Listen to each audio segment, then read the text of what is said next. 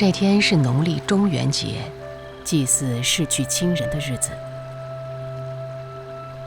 对16岁的沈从文来说，他的青少年时代似乎在这一天画上了句点。因为被母亲认为不易管教，他即将被提前打发到世界上去学习生存。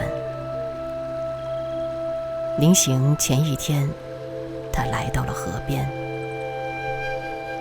父亲一去不归，家境持续衰败，加上最爱的二姐不久前突然离世，这让沈从文的心境格外黯淡。这天正是旧历7月15中元节，我记得分明。到河边，还为的是拿了些纸钱同水酒白肉祭奠河鬼。照习俗，这一天谁也不敢落水，河中清静异常。纸钱烧过后，我却把酒倒到水中去，把1块半斤重熟肉吃尽，脱了衣裤，独自一人在清清的河水中拍浮了约2点钟左右。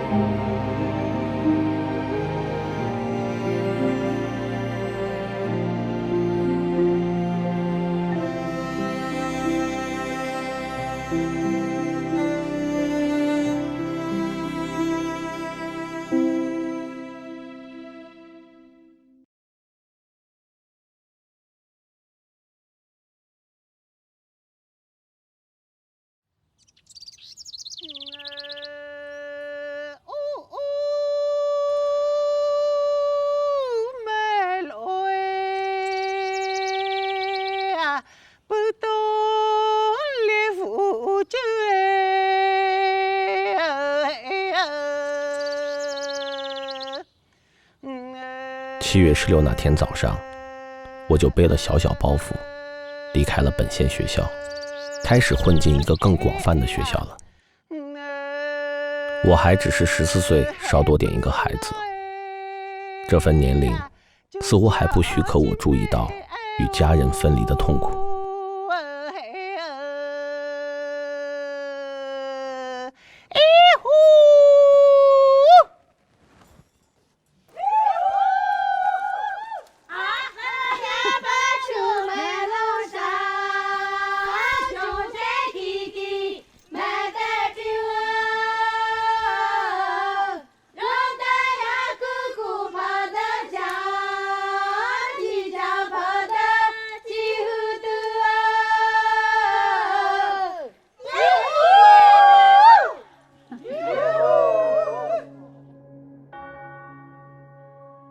沈从文笔下一个更广泛的学校，是中国这个大社会。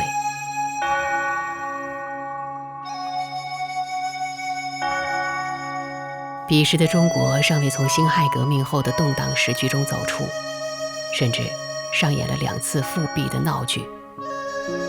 为维护辛亥革命的胜利果实，1917年，孙中山领导的旨在护卫中华民国临时约法的护法战争，最先在湖南打响。湘西护法军应时成立，取名为湘西靖国联军。就在这年8月，沈从文抵达陈州，即今天怀化市沅陵县，成了湘西靖国联军第2军游击第1支队的一员。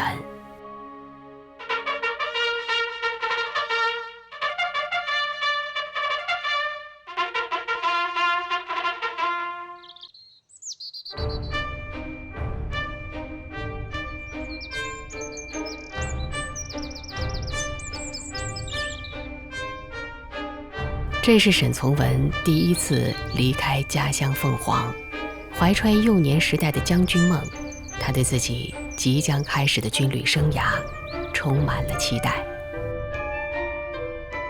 我又那么欢喜看一切新奇东西，听一切新奇声响，且那么渴慕自由，所以初初离开本乡家中人时，深觉得无量快乐。新鲜的军人生活带给了沈从文短暂的虚荣，甚至跋扈。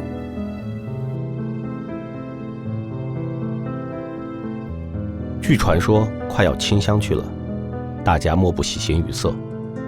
开差前，每人发了1块现洋钱，我便把钱换成铜元，买了3双草鞋，1条面巾，1把名为黄鳝尾的小尖刀。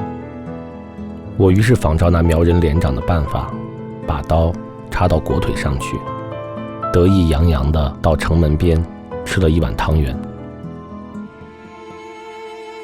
然而沈从文很快就看到了这份职业的残酷，很多事情都是在眼前发生。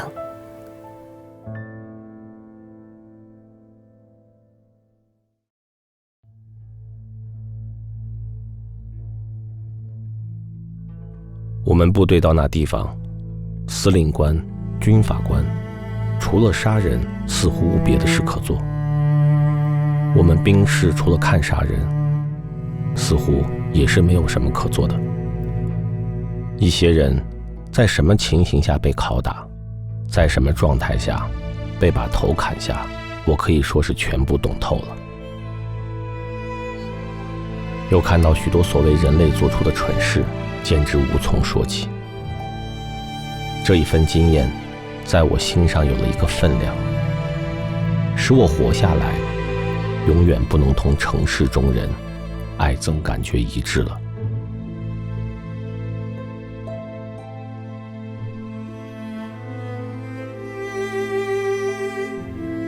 关于这段从军经历带给了自己怎样的心理转变，沈从文在自传中没有明确吐露。表面上，他还是那个顽劣的少年，粗野、无所谓，一副混世的样子。但私下一个人的时候，他说：“我是寂寞的。” 1919年，17岁的沈从文听从军法官的建议，把本名岳焕改成了崇文。或许是嫌崇还不够，很快他又改为从文。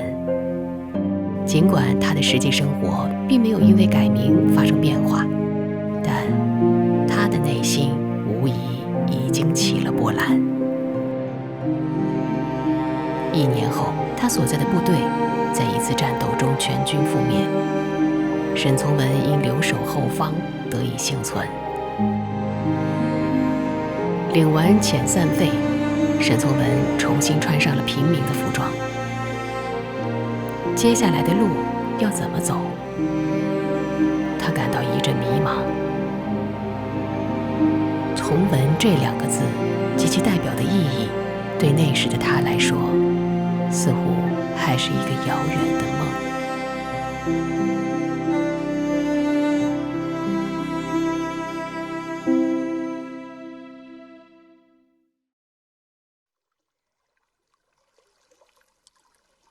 开船了！飞木船儿自主干，那里坐船头我走，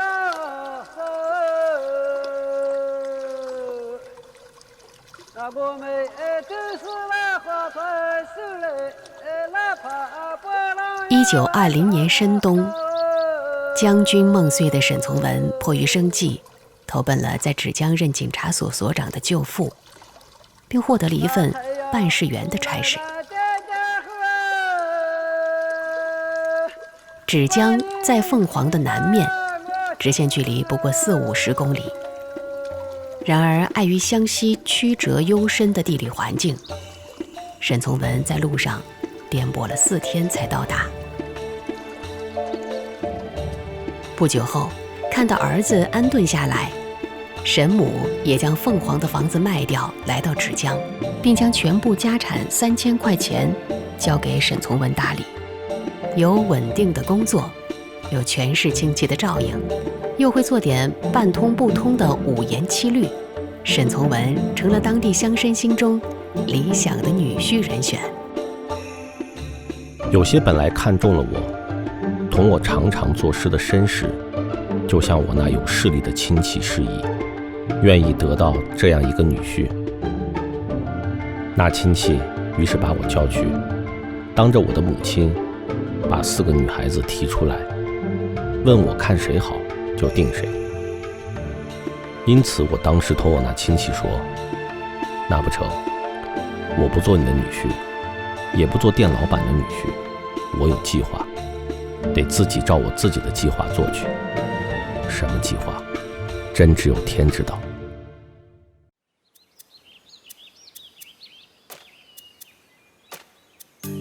从小就目睹各种生死与残酷杀戮的沈从文，此刻或许一心只想做个世俗的普通人，活着比什么都重要。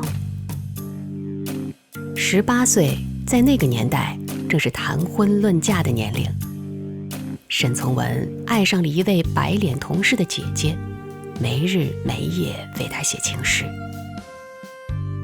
假若命运不给我一些折磨，允许我那么把岁月送走，我想象这时节我应当在那地方做了一个小绅士，还一定做了4个以上孩子的父亲。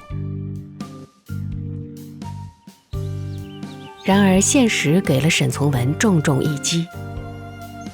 一天，他的这位同事及其姐姐突然消失了，相继借给他们的1000块钱也没了音讯。我有点明白，我这乡下人吃了亏，每天想办法处置，却想不出比逃走更好的办法。沈从文当时的月薪只有10元左右，1000块钱堪称一笔巨款。沈从文原本想彻底地离开家乡，前往北京，途经常德时，却被偶然遇上的表兄留了下来。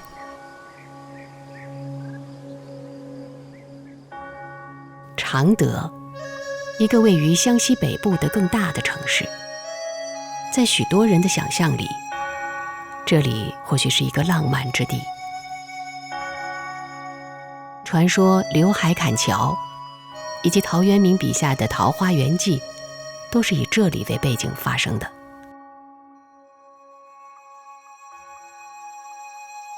然而沈从文看到的常德并不浪漫，有的只是生活的凄苦和无奈。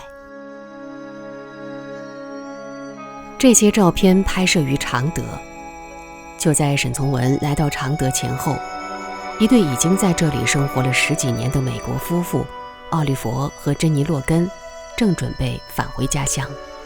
他们留下的一张张照片定格了那个时代常德的风貌。在那个混乱的年月，中国的很多城市大都一样，为了活着这件事，很多人拼尽了全力。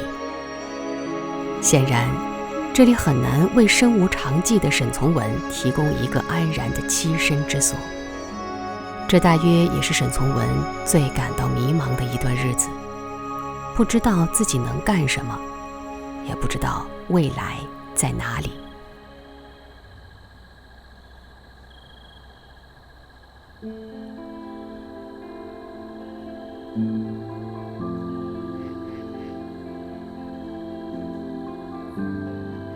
他和学美术出身的表兄黄玉书住在一家小客栈里，每天无事可做，欠下了一堆店钱。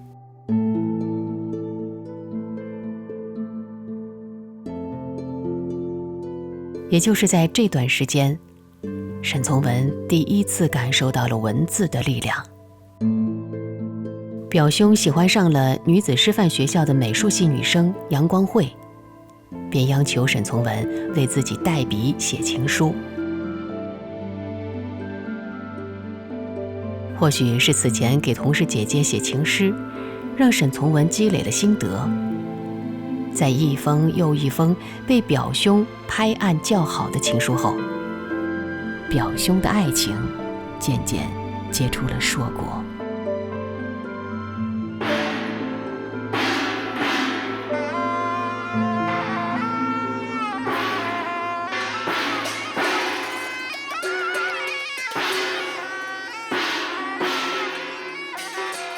黄玉书是土家族，他与杨光慧据说是凤凰县城第一对自由恋爱结婚的夫妇。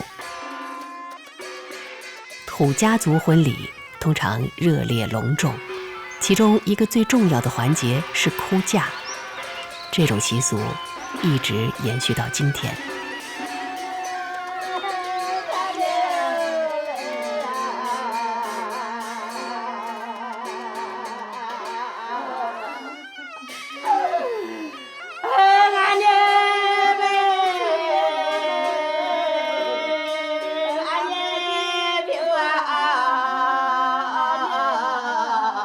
我们这里的女儿前后要哭好几个月的，就像以前的时候都靠走路嘛。那你要嫁出去，你要回来一趟很难的。你到别人家去做媳妇，你就是去受罪的，你去伺候人家一家老小的。你想着父母可能舍不得。那个你没人介绍时候，你不晓得那个你是像那个样子都不知道，不认识呢，不认识。大家嫁鸡随鸡，嫁狗随狗。他会哭。会哭他父母，哭爷爷奶奶，会哭跟我们哭，就是那种特别不舍的。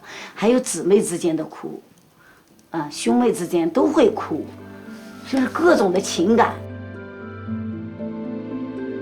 沈从文一手促成的表兄的婚姻，想必应该没有凄美的哭嫁，有的只是幸福的恩爱。表兄最终与家人喜结良缘，生了5个男孩，老大叫黄永玉，日后成了著名画家。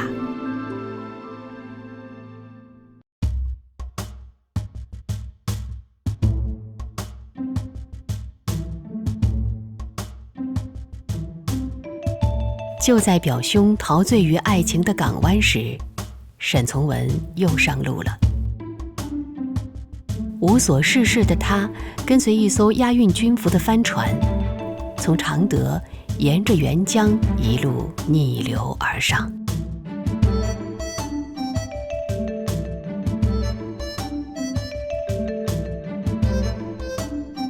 把钱花光后，我们依然有说有笑，说粗野的故事，喝寒冷的北风。到英吃饭时，便用极厉害的辣椒在火中烧焦，蘸盐下饭。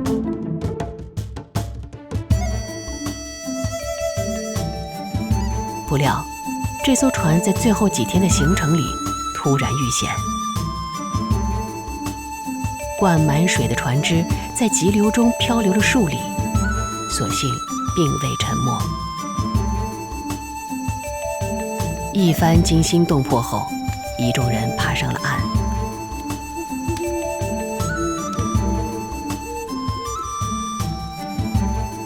本地虽无土匪，却担心荒山中有野兽。船夫们烧了2大堆火，我们便在那个河滩上听了一夜滩声，过了一个元宵。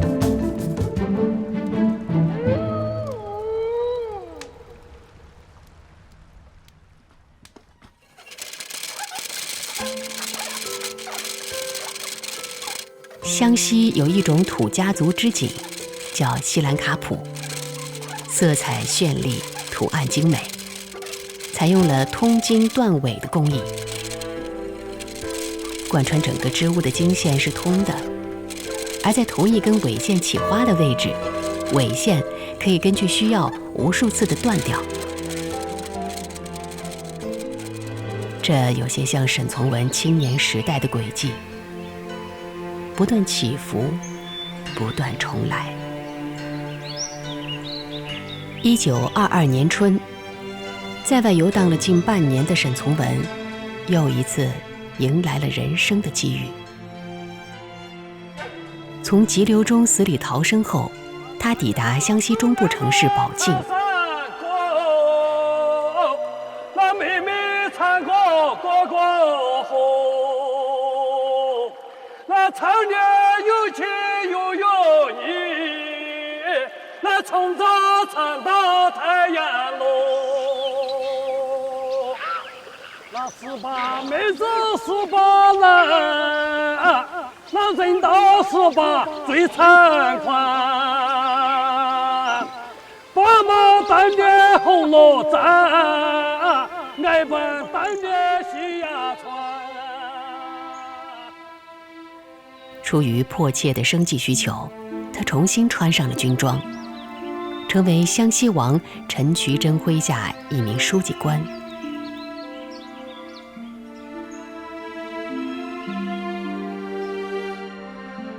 当时，陈渠珍打着保靖安民的口号，发展成了湘西最大的独立势力。这位后来写出《求也陈梦》的传奇军阀，对文化有着痴迷的爱好。作为陈渠珍的书记员，沈从文除了抄写公文和急电外，还要负责整理陈渠珍收藏的包括4部丛刊在内的大批历史书籍，100来轴自宋及明清的旧画与几十件铜器和古瓷，以及一大批碑帖。年少的生命颠簸至此，得遇统领官陈渠珍悉心珍藏的扩大的文化宝藏，是沈从文的幸运。更让他感到幸运的是，他发现自己已经可以借助文字为生，哪怕只是写字。由于他的字比其他私书好很多，抄写时又能改正笔误，斟酌款式，他曾到参谋处服务，月薪6元。为精进书法，5个月内，沈从文居然买了17块钱的字帖。各种生活营养到我这个魂灵，使他触着任何一方面时，皆若有一闪光焰。到后来，我能在桌边一坐下来就是8个钟头，把我生活中所知道、所想到的事情写出。这份耐力与习惯，都出于我那做书记的命运。过去没有印刷，只要搞毛笔一笔一笔地写下来，所以一天像他这么珍贵的写，那写不了好多。都开始陈渠珍，因为他是写公文，有的陈渠珍不一定他自己签字，就是秘书代他签，或者是换他的字体。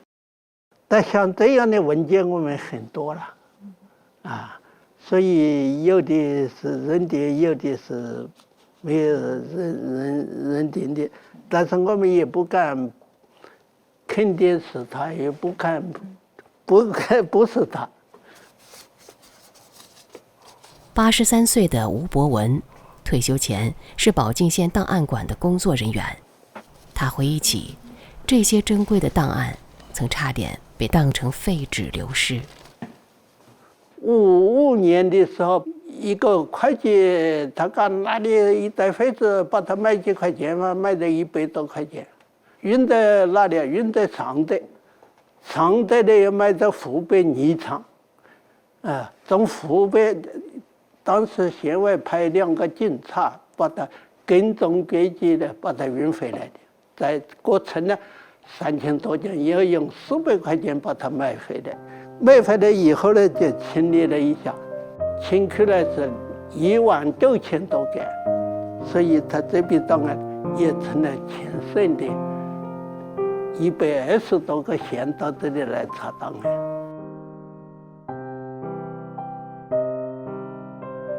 沈从文在陈渠珍手下做文书时，字体尚未成熟，如今很难鉴别哪份出自沈从文之手。但可以肯定的是，今人所看到的湘西近代史，一定包含了沈从文当年的记录。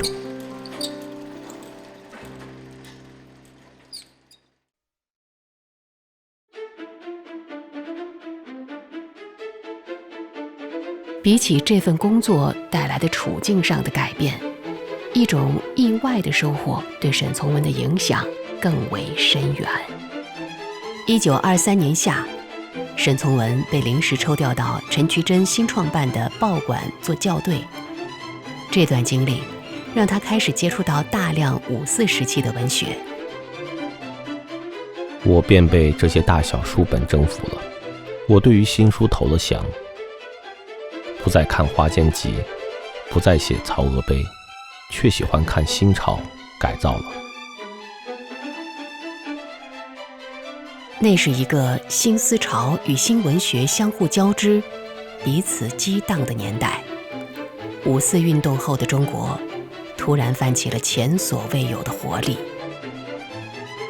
透过身边思想腐化、吸食鸦片的军人，沈从文看到了外面世界的变化，而推动着他再一次做出选择的，是一场意外事故。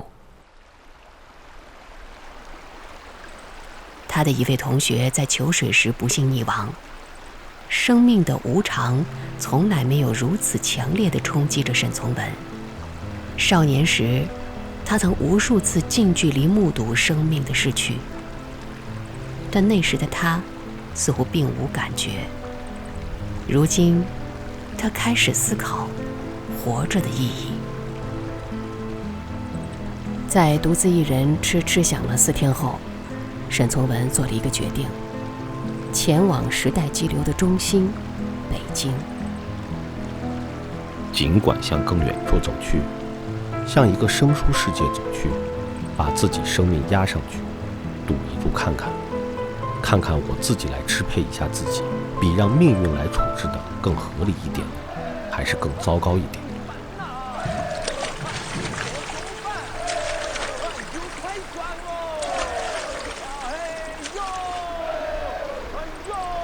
1923年夏天，沈从文与朋友结伴同行，出湖南，历经19天辗转。他提着一卷行李，走出北京前门的车站。在一家客店的旅客登记簿上，他写下沈从文，学生，湖南凤凰县人。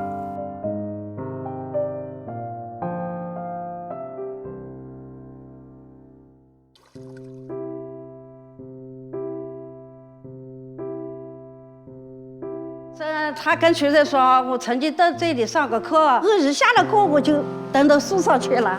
他经常就讲凤凰一些形容词，酸溜溜、甜美美，蓝颜色的蓝粉粉，绿是绿颜色的绿茵茵。我是看了沈从文先生的《边城》，然后我发现他笔下的湘西是非常的纯净美好的。就是因为看了《湘行散记》，它散记里面其实描绘的湘西的土家人情的话都是非常淳朴的。大路旁无处不是甜滋滋的枇杷，无处不可得到充饥果腹的东西，口渴时无处不可以随意低下头去喝水。我们是乡下人，我们得做一点呢成功的乡下人，就行了。他跟我们说，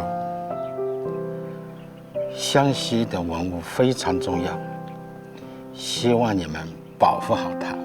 如果说鲁迅是一座冰山的话，沈从文就是一潭乱流。就是沈从文先生，他是一个非常非常热爱家乡的人，不管他身在何处，他想的最多的、念的最多的还是家乡。